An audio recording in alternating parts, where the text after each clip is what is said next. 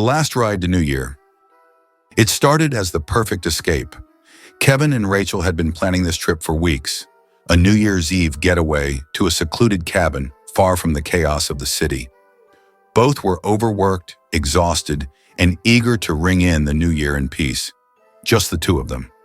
The cabin was nestled deep in the snowy woods of Aspen Falls, a tiny Colorado town known for its picturesque charm and eerie silence after dark. No cell service, no distractions, Kevin had said with a grin as they loaded up their car on the morning of December 31st.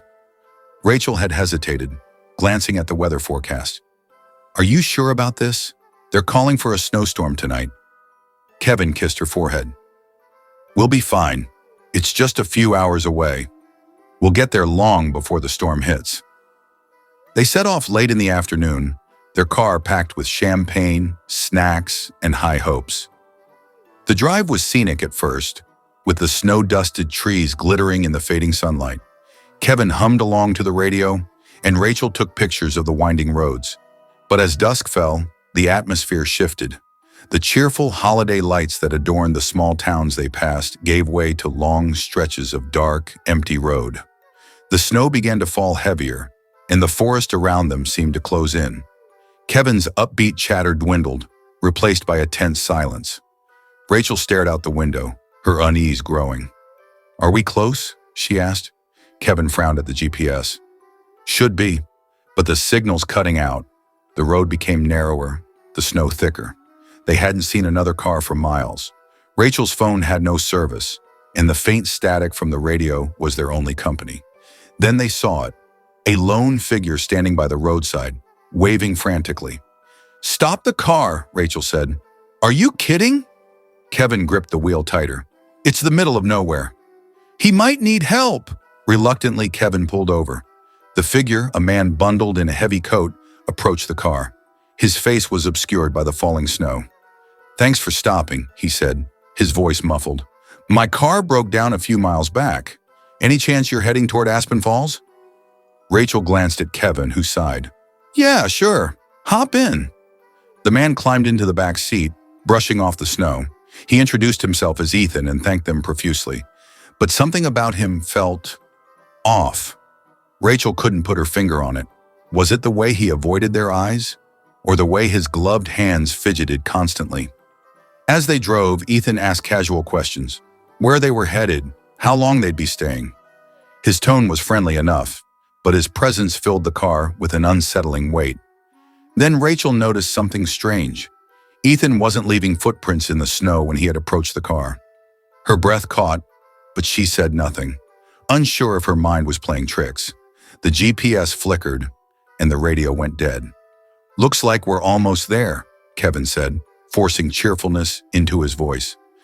The cabin came into view, its windows glowing warmly against the snowstorm that had descended. They parked and hurried inside, Ethan following close behind. The cabin was beautiful, cozy and rustic, with a roaring fireplace. But as soon as they stepped inside, Rachel felt a chill that had nothing to do with the weather. The air was wrong, too still, too heavy. Ethan excused himself to use the bathroom, leaving Kevin and Rachel alone in the living room. "I don't like this," Rachel whispered.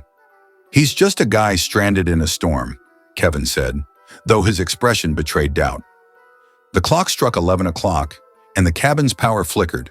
That's when they found Ethan's coat draped over a chair, along with a photograph tucked into its pocket.